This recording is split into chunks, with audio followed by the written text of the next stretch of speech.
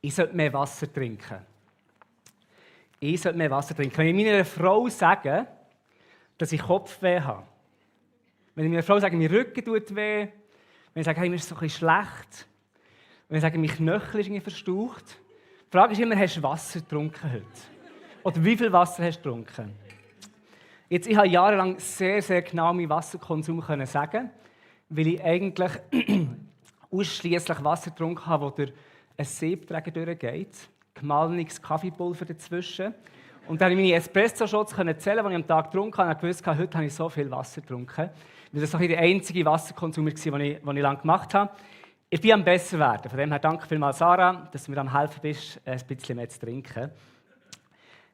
Ich habe herausgefunden oder gelesen, dass unsere Körper zu etwa 60% aus Wasser bestehen. Und unser Hirn sogar zu 80%. Jetzt, ich sehe schon ein paar Gesichter, mir ist es genau gleich gegangen. Also, ich schaue mich an und ich fühle mich nicht flüssig und ich sehe nicht flüssig aus. Und nichts an mir sieht aus wie Wasser. Aber anscheinend, auf irgendeine Art und Weise, medizinisch gesehen, sind wir eigentlich wandelnde Wassersäulen. Und darum sagen Gesundheitsexperten, wir sollen jeden Tag so 1,5 bis 2 Liter Wasser trinken. Hat jemand von euch sich vorgenommen, das Jahr, oder vielleicht grundsätzlich, bewusst mehr Wasser zu trinken? Gibt es ein paar? Ja, ja, mehr als ich denke. Okay, ich denke, es sind sicher ein paar. Und das ist eine gute Sache. Weil ich glaube, die meisten von uns, viele von uns, wir trinken eigentlich viel zu wenig und auch zu wenig regelmäßig Wasser. Und falls du jetzt anhockst oder beim Livestream bist und denkst, hey, jetzt bin ich beim Gesundheitsmagazin Puls gelandet, das wird dann schon noch ein bisschen relevanter. Vielleicht für heute Morgen. Aber etwas weiteres, was spannend ist mit dem Durst in unserem Leben, ist Durst ist so ein bisschen wie ein Warnlämpchen beim Auto. Durst, wenn wir das Gefühl vom Durst spüren, dann ist es eigentlich, dass unser Körper schon im Defizit ist.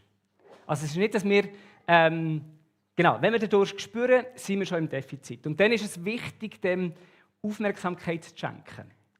Beim Autofahren, ich habe das mal probiert, ist keine gute Idee, wenn das rote Lämpchen ankommt mit dem Motorenzeichen. Oder ein anderes, vor allem wenn sie rot sind, müssen wir aufpassen. Also wenn so ein rotes Lämpchen beim Auto angeht, dann ist es ein Zeichen von etwas, braucht jetzt dringend unsere Aufmerksamkeit. Und es ist nicht eine gute Idee, um den Radio ein bisschen lauter zu stellen und vorher zu schauen und einfach weiterzufahren, sondern es ist gut zum Hinschauen. Und der Durst ist eben in unserem Körper auch so ein Signal, das sagt, hey, da braucht etwas deine Aufmerksamkeit, das ist jetzt wichtig. Und natürlich, wir haben es heute Morgen schon gehört, wir reden über Durst im Zusammenhang von unserem Jahresthema. Ich sehe jetzt da hinter mir, unser Jahresthema ist erfrischt Leben. Wir haben letzte Woche unseren Jahresvisionsgottesdienst gehabt, wo wir mit der ganzen GVC-Bewegung miteinander vom Reto gehört haben. So in den Einstieg, eigentlich der erste Teil von dieser ersten Serie erfrischt Leben hatten, wo wir zusammen geschaut haben, was glauben wir, was Gott für uns möchte. Und er hat uns Psalm 23 vorgelesen. Der Herr ist mein Hirte, ich leide keinen Mangel. Und dann steht im Vers 2, er bringt mich auf Weideplätze mit saftigem Gras und führt mich zu Wasserstellen, an denen ich ausruhen kann. Er stärkt und erfrischt meine Seele. Wir glauben, Gott möchte unsere Seele erfrischen. Wir glauben, Gott ist ein Gott, der uns die Frische immer wieder schenken möchte. Und er möchte die Quelle vom Leben sein. Psalm 36 steht das, er ist die Quelle vom Leben.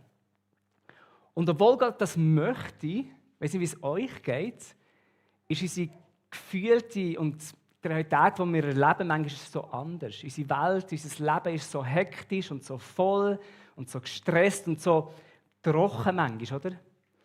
Und da hat auch der Reto letzte Woche die Einladung, die er wahrscheinlich schon ein paar Mal gehört hat, wo wir immer wieder uns damit auseinandersetzen, die Einladung von Jesus in Matthäus 11, 28 bis 30, wo Jesus sagt, kommt alle zu mir.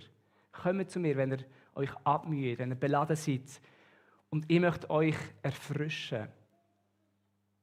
Und der Retter hat die Übersetzung, die Message-Übersetzung genommen. Er sagt, er lädt uns ein, die ungezwungenen Rhythmen von der Gnade von ihm zu lernen. Die Rhythmen von Jesus zu lernen. Die Nachfolge, das Thema unterwegs sein mit Jesus und Abenteuer Glauben, also die Themen vom Nachfolge, die werden sich weiterziehen. Wir wollen zusammen herausfinden, wie können wir denn die Rhythmen von Jesus lernen und so die Frische immer wieder in unserem Alltag finden. Und das Thema von heute ist eben Durst. Wir wollen über Durst reden, wenn es um das erfrischte Leben geht. Und die Bibel redet an verschiedenen Stellen über Durst. Es wird immer wieder gebraucht, das Bild vom Durst. Und wir haben da ein kleines Problem mit dem Bild vom Durst. Oder, ja, ein kleines Problem. Es ist kein grosses Problem. Wir kennen alle Durst, oder? Alle haben schon mal Durst gespürt, ja? Okay. Wir kennen alle Durst, wenn wir Sport gemacht haben, wenn es heiß ist. Und doch leben wir in einer sehr luxuriösen Situation, dass wenn wir den Durst spüren, wir leben im Wasserschloss Schweiz. Ich habe mal so ein paar Fakten angeschaut, wie viel Wasserverbrauch wir haben und wie viel Gewässer es in der Schweiz gibt. Ich meine, das Ahrtal ist das beste Beispiel. Du kannst in jede Richtung loslaufen und landest irgendwo in einem See. Und in der ganzen Schweiz ist es so. Überall, wir sind umgeben von Gewässern. Wir haben extrem viel Wasser, das wir brauchen können. In der Stadt Zürich gibt es über 1000 öffentliche Brunnen, wo du einfach davon trinken kannst. Und das ist für uns das Normalste der Welt, oder, als Schweizer. Wenn wir aber Gäste aus Amerika oder Australien irgendwoher bei uns zu Besuch haben und wenn wir in der Stadt unterwegs sind, dass sie zu einem Brunnen hergehen und anfangen zu trinken, die sind schockiert. Die denken, kannst du doch nicht das Wasser trinken von einem Brunnen?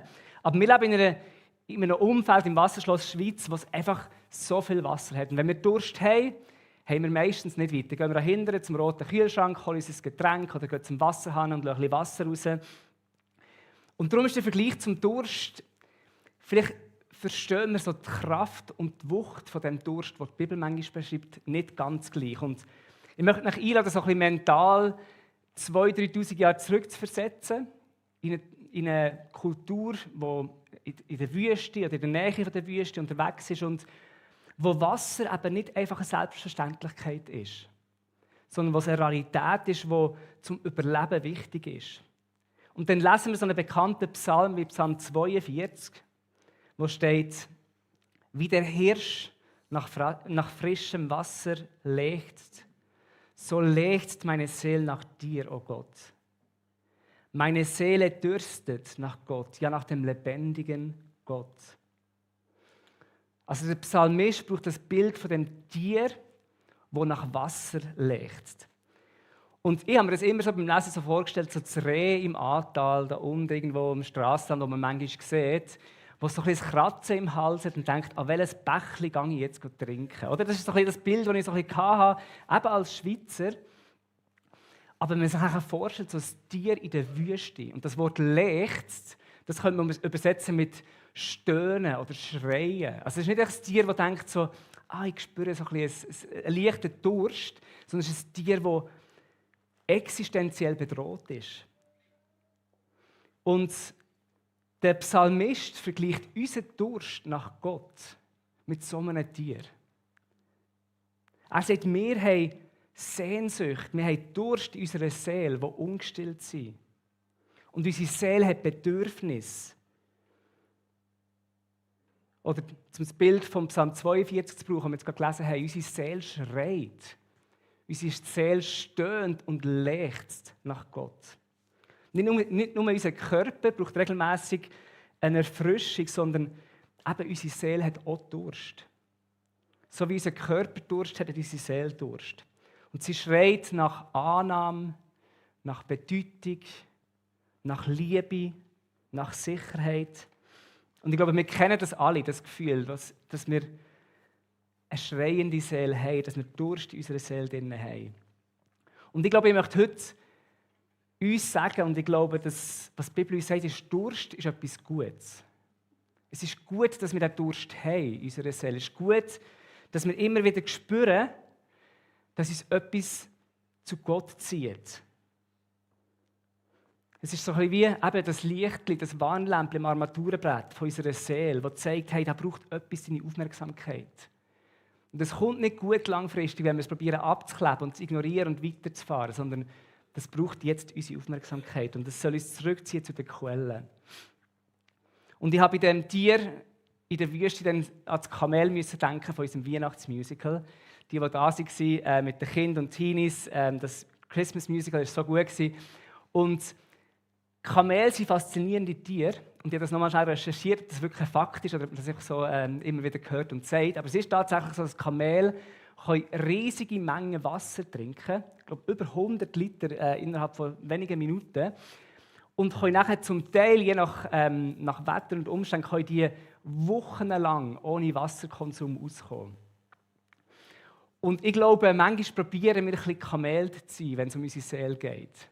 Wir probieren uns irgendwo aufzutanken, so voll wie es geht, und dann so lang wie möglich von dem zu zehren und zu laufen. Aber ich glaube, eben, der Durst ist gut, dass wir immer wieder den Durst haben. Und bei unserem physischen Körper, beim Wasser, sagen Gesundheitsexperten, gibt es etwas wie ein präventives Trinken. Also eben nicht zu warten, bis so richtig Durst da ist, sondern einfach regelmäßig Wasser trinken. Und vielleicht ist es eine gute Idee, wenn es um unsere Seele geht, präventiv immer wieder zu trinken. Nicht zu warten, bis wir irgendwo im roten Bereich sind oder bis das Lämpchen ankommt. Und im Idealfall gelingt uns das, gell? Die konstante Verbundenheit und das konstante Erfrischtsein bei Gott. Aber ich glaube, genauso wie wahrscheinlich die meisten von uns, wenn wir ehrlich sind, zu wenig Wasser trinken, nicht 1,5 bis 2 Liter am Tag. Ich glaube, die meisten von uns, die zu wenig trinken, die zu wenig sich erfrischen lassen bei Gott. Immer wieder in der Hektik geht es vergessen. Und wir probieren es zu ignorieren, probieren wegzuschauen und weiterzumachen. Und die erste Frage, die ich dir heute stellen möchte, ist: Spürst du den Durst in deiner Seele? Spürst du den Durst, dass da noch mehr ist? Und vielleicht ist deine ehrliche Antwort jetzt gerade, sagst, hey, nein, mein Durst ist gestillt. Ich bin konstant erfrischt bei Gott und dann freue ich mich mit dir und das ist wunderschön. Das darf eine Antwort sein, dass du keinen Durst hast, weil du erfrischt bist. Vielleicht ist deine Antwort ja, ich spüre den Durst, hey, ich wünsche mir mehr, ich brauche mehr von Gott. Und dort ist die Einladung, komm zurück zu den Quellen. Aber ganz oft ist unsere Antwort, glaube ich, so ein Jein oder ja, schon ein bisschen, aber nicht wirklich. Oder so ein Unklares, weil wir einfach so schnell und so beschäftigt unterwegs sind, dass wir gar nicht heranschauen und gar nicht herhören. Oder dass wir den Durst, den wir irgendwo haben und vielleicht wahrnehmen, probieren zu betäuben oder probieren an anderen Stellen als bei Gott uns erfrischen zu lassen. Die Gefahr besteht, dass wir den Durst an falschen Orten stillen. Und vielleicht merkst du, dass du das auch manchmal machst, dass du an den falschen Ort hergehst mit dem Durst von der Seele, mit dem Durst nach Annahme, nach Liebe, nach Sicherheit. Und die gute Nachricht ist, dass das nicht eine Neuerscheinung ist. Also nicht erst seit es iPhones und Internet gibt, dass wir an die falschen Orte hergehen, um den Durst von unserer Seele zu stillen, sondern es ist ein uraltes Problem, das Muster, das wir immer wieder in der Bibel sehen. Ich habe die Bibelstelle aus dem Jeremia, wo Gott im Jeremia ein Wort gibt und wo, wenn wir das so lesen, dann tönt es fast wie eine Diagnose von der modernen Gesellschaft. Ein bisschen altmodisch formuliert vielleicht. Aber Gott sagt dort im Jeremia 2, Vers 13, denn eine doppelte Bosheit hat mein Volk begangen. Oder andere Übersetzungen sagen, eine doppelte Sünde. Mich haben sie verlassen, die Quelle lebendigen Wassers, um sich dann Brunnen auszuhauen, rissige Brunnen, die das Wasser nicht halten.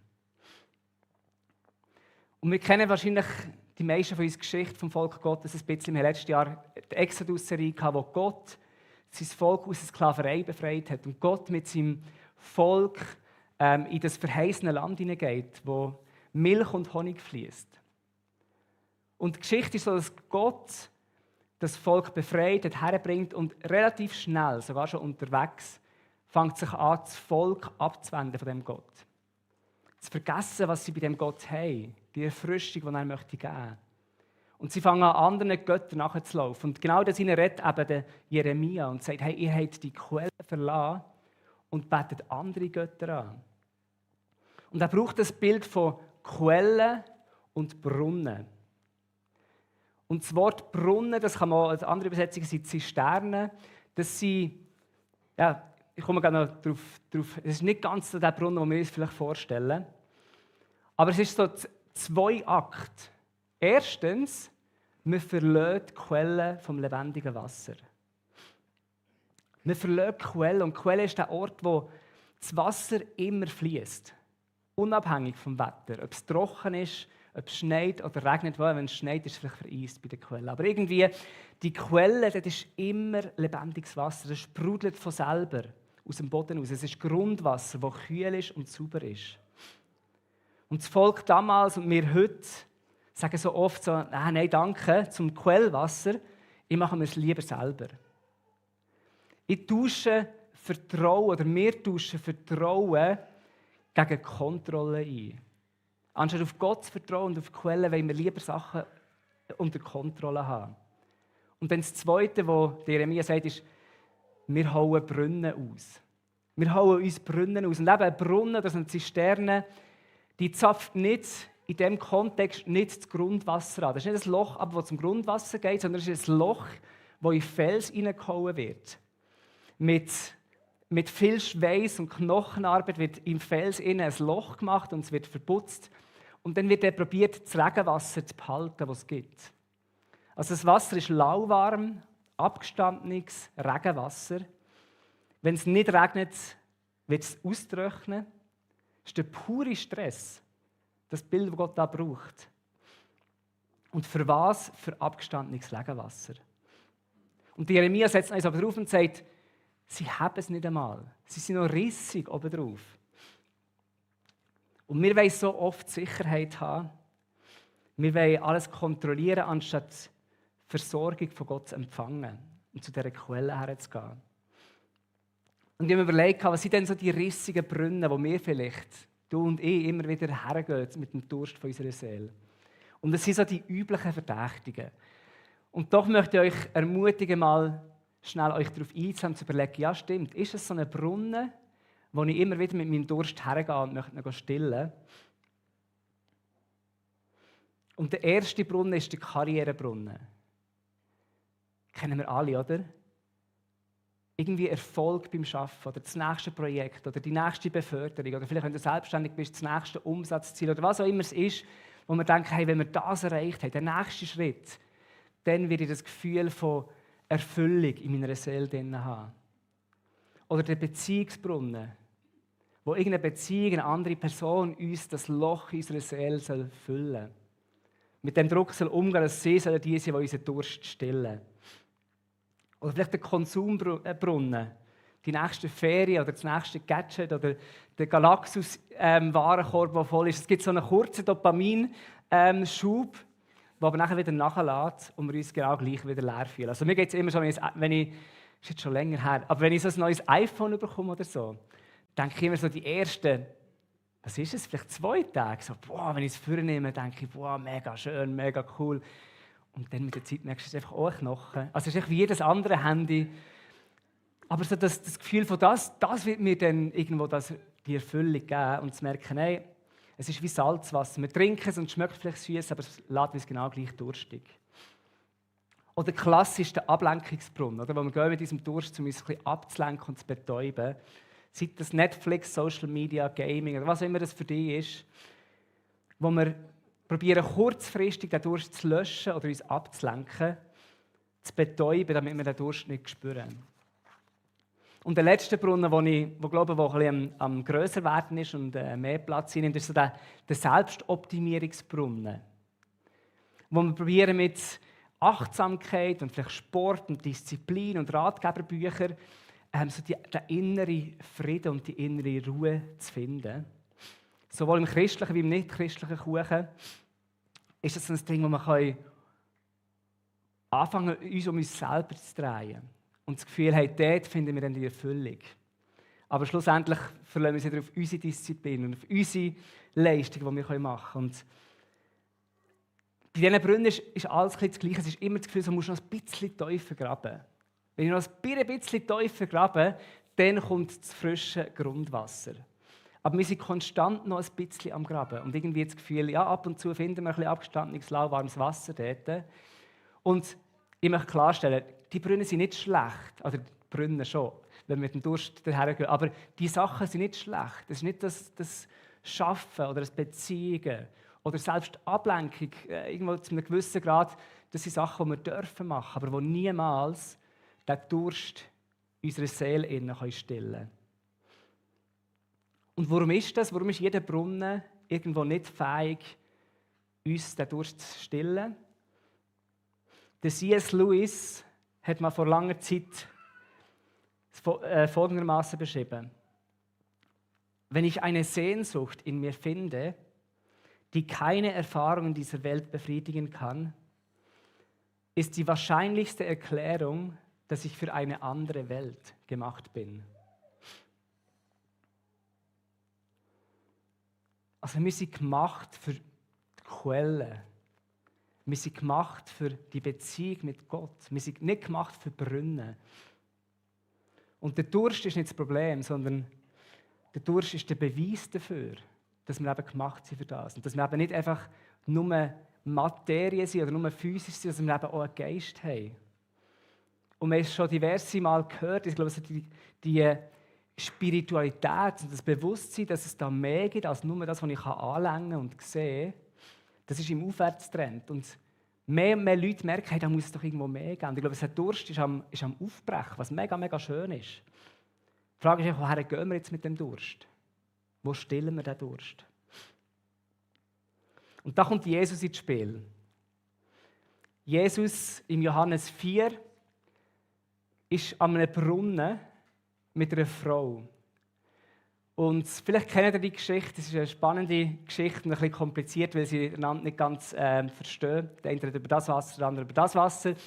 Aber die Frau ist eine Expertin für rissige Brunnen. Die Frau hat in ihrem Leben mehrmals erfahren, dass sie zum Brunnen der Beziehung hergegangen ist und sich hat Erfüllung gesucht bei Männern, aber es nicht geklappt hat. Und dann macht ihr Jesus ein Angebot, das ich finde, das fast ein bisschen unverschämt tönt. Im Johannes 4, Vers 14 sagt er zu ihr: Wer aber von dem Wasser trinkt, das ich ihm gebe, der wird nie wieder Durst bekommen.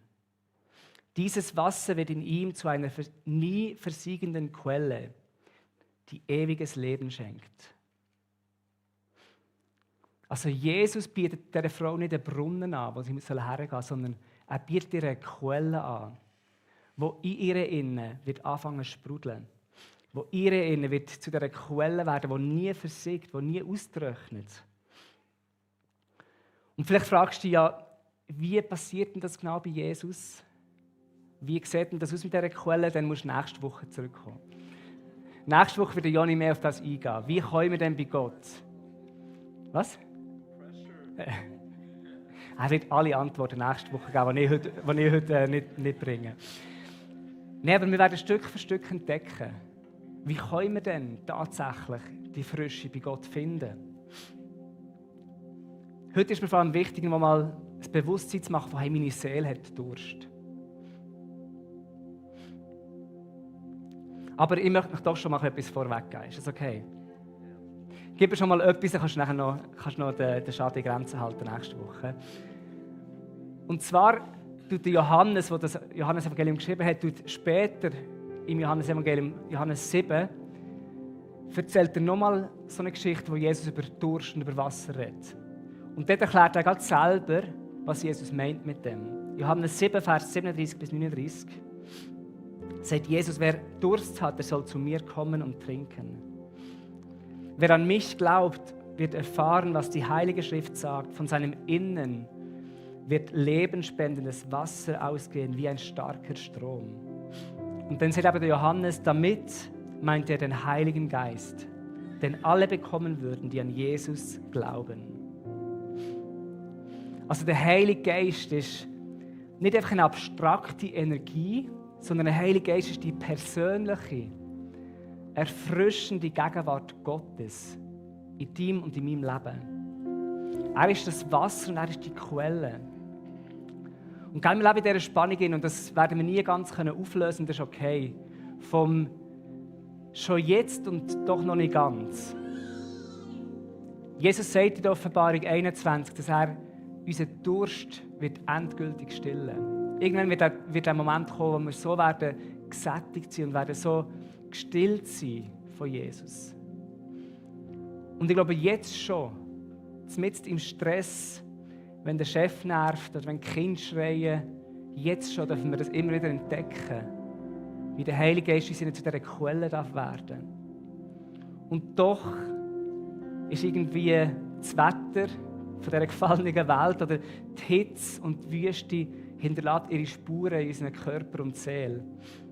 Und so leben wir in dieser Spannung drin, von Jesus hat uns versprochen, er möchte uns in die Quelle geben und doch erleben wir es vielleicht nicht immer ganz so. Aber wir möchten uns immer mehr den Weg zu dieser Quelle wieder suchen und weggehen von Brunnen und die Quelle vom lebendigen Wasser suchen. Und ich möchte heute Morgen mit einem Psalm beenden. Ein Psalm von David, wo der Vers 1 beschreibt, dass er in der Wüste ist. David ist in der Wüste von Juda und er schreibt folgenden Psalm, Psalm 63. Gott, mein Gott bist du, dich suche ich.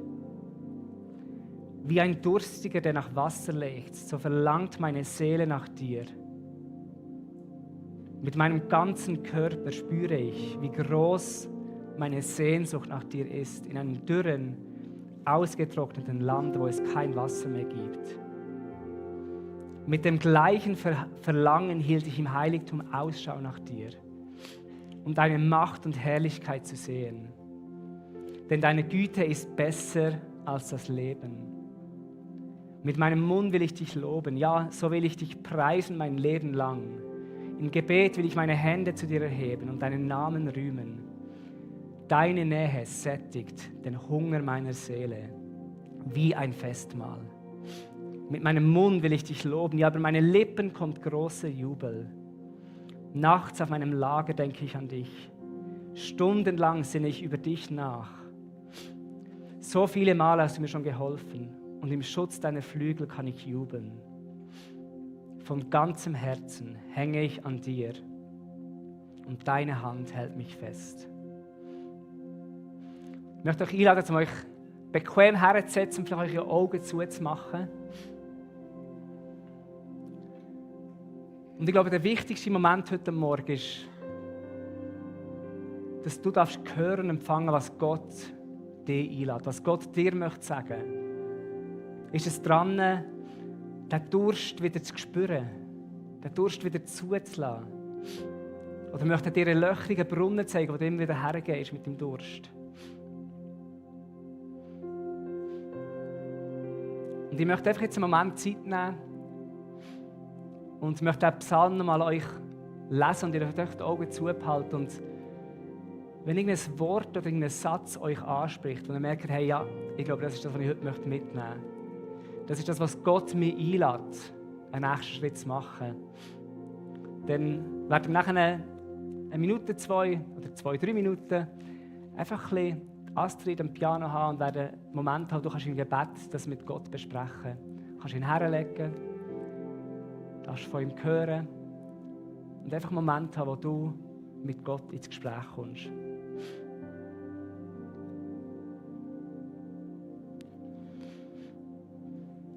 Gott, mein Gott bist du, dich suche ich. Wie ein Durstiger, der nach Wasser lechzt, so verlangt meine Seele nach dir. Mit meinem ganzen Körper spüre ich, wie groß meine Sehnsucht nach dir ist, in einem dürren, ausgetrockneten Land, wo es kein Wasser mehr gibt. Mit dem gleichen Verlangen hielt ich im Heiligtum Ausschau nach dir, um deine Macht und Herrlichkeit zu sehen. Denn deine Güte ist besser als das Leben. Mit meinem Mund will ich dich loben, ja, so will ich dich preisen mein Leben lang. Im Gebet will ich meine Hände zu dir erheben und deinen Namen rühmen. Deine Nähe sättigt den Hunger meiner Seele wie ein Festmahl. Mit meinem Mund will ich dich loben. Ja, über meine Lippen kommt großer Jubel. Nachts auf meinem Lager denke ich an dich. Stundenlang sinne ich über dich nach. So viele Male hast du mir schon geholfen. und im Schutz deiner Flügel kann ich jubeln. Von ganzem Herzen hänge ich an dir und deine Hand hält mich fest.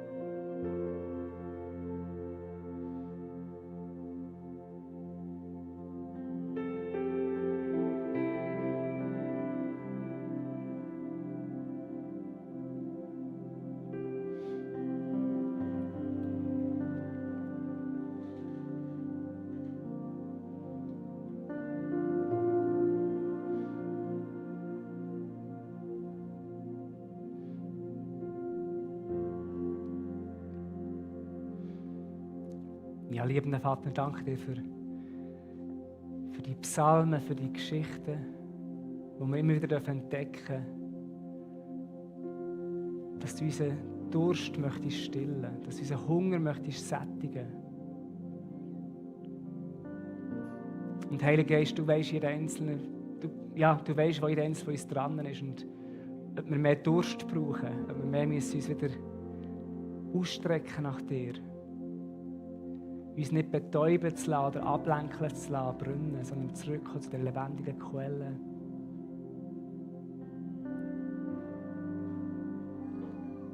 Danke für was du möchtest uns die Frische schenken. Das ist deine Absicht. Du möchtest unsere Seele erfrischen. Und so bete ich, dass wir immer wieder uns von dem Durst erinnern zu lassen, zurück zu dir zu kommen.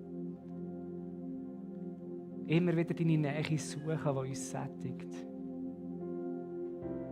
Immer wieder über deine Schönheit und über deine Liebe nachzudenken.